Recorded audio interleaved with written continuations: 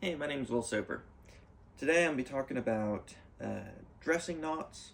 We're going to talk about loop sizes. We're going to be talking about the length of the tail at the end of the knot. Obviously, some of this information varies depending on the knot itself. Also, every department's going to have its own best practices, so make sure you're conforming to that. But here's just some general information that you can use as a guideline for knot tying in the future. So let's talk about dressing a knot. Why are we dressing knots? Why do we even care about dressing knots? And what are we looking for? So the main reason that we're dressing knots is for inspection purposes. Although strengths may vary slightly based on whether or not the knot is dressed, that's also dependent on the knot you're talking about. The main thing is inspection. So here I have a couple of figure eights. One that is properly dressed, and here's one that is not dressed, right? The nice thing with inspection, the nice thing about a dress knot while I'm inspecting it is I can walk up, I can see that all my strands are parallel, I can see what the knot is and what it's trying to be. If this was tied incorrectly but dressed, it'd be much easier to pick out that failure point or that error, and I'd be more likely to actually find the error while I was dressing it. So that's one of those things where there may not be as much of a quantitative reason for dressing knots as much as it is qualitative, but you do get a lot of benefits out of it. So this one is dressed, it's nice and clean, strands are parallel, I can see that I was trying to tie a figure eight.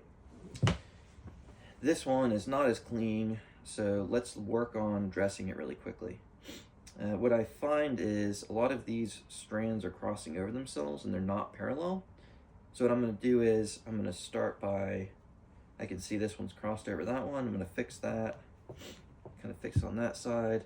Looks like I have a full twist in here, so I can start by putting that underneath, but now I have that twist. So let's put that above it, kind of chase that twist out. So now it is dressed, right? My strands are parallel, but it's not set. You can see how loose it is, right? Compared to that one. So what I'm going to do is I'm going to pull every single one of them. I'm going to pull every single one of the strands in all directions, right? I say all directions. I'm actually not going to pull it this way. That would just pull it apart. But I'm going to pull them with both opposing legs. All right. So now it is tied correctly. I can see it's a figure eight. I can see my strands are parallel. And it is set. All right, let's talk about loop size.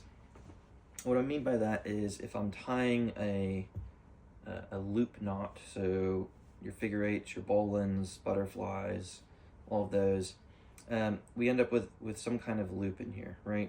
Loop or bite. How big do we want this? Well, sometimes it varies. Well, it often varies. But the general rule that I'd go by is make it only big enough for what I'm planning on putting in it. So in this case, I've tied a really small loop, which would be perfect for just a carabiner, right? If I'm just going to clip something in, I only need that small loop. If I was planning on putting a carabiner in this one, right, it'd be grossly too big. The issue with that is, let's say I'm doing a lower, and all I have in here is a carabiner, right? And this is what's connected to my patient, or my basket, or something like that. We now have the ability to get sticks or handrails or other debris or whatever wedged into my knot. So now we can end up in a really precarious situation of my basket hanging off of the loop or just getting tangled up in other equipment or debris. So if I'm only planning on putting a carabiner or two, I want to keep my loops really small. Sometimes we might be making a foot loop, right? If I was making a foot loop, this one would clearly be more appropriate than this one. Some other considerations with that are kind of the vertical efficiency, if you will. So if I'm connecting this into the bridle of my litter, and I keep my knots really small, my loops really tight, or only as big as I need them, then I'm not losing much vertical space. If I start tying really big loops like this, well, I've lost 6 inches, or excuse me, I've gained 6 inches in my bridle height, so I've lost 6 inches of efficiency just because I didn't tighten up my loop. So in general, keep loops only as big as the things you're planning on putting them, only as big as the things you're planning on putting in them. And then the last conversation is tail length. Okay, so a rule that I've heard and I really like is you want your tail to be between 4 to 12 inches. 4 is pretty short. If we're getting close to 4, that's pretty short. The reason why we don't want a really short tail is we don't want it to accidentally feed into our knot and start untying our knot. 12 inches, right? The reason why we don't want a really long tail like this is if this is at my anchor and it's nighttime, I'm working by headlight, blah, blah, blah, and I'm putting on my rappel device, or I'm putting on my descending system, whatever that may be, or just I'm hooking up equipment to the rope. I don't want a tail so long that I could misidentify this as my load strand, right? If this was clipped in the anchor, there's no way I'm going to put my device on this accidentally, right? It's pretty obvious this is my load side. If I had a tail this long or even longer, then I might accidentally put a descender on there, or I might put other devices on it and accidentally be on the wrong strand. Sometimes you'll see people put safeties to try and take up some of that room.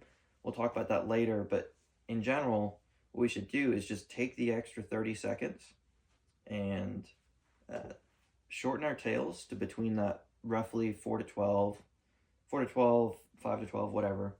Tail length, we should shorten up our loops, and we should make sure that our knots are dressed and set, right? It makes everything a lot safer, and it doesn't take much time, right? I can now inspect this quickly.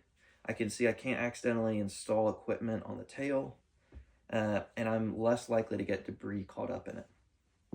So take the time to do it correctly, and see you guys in the next video.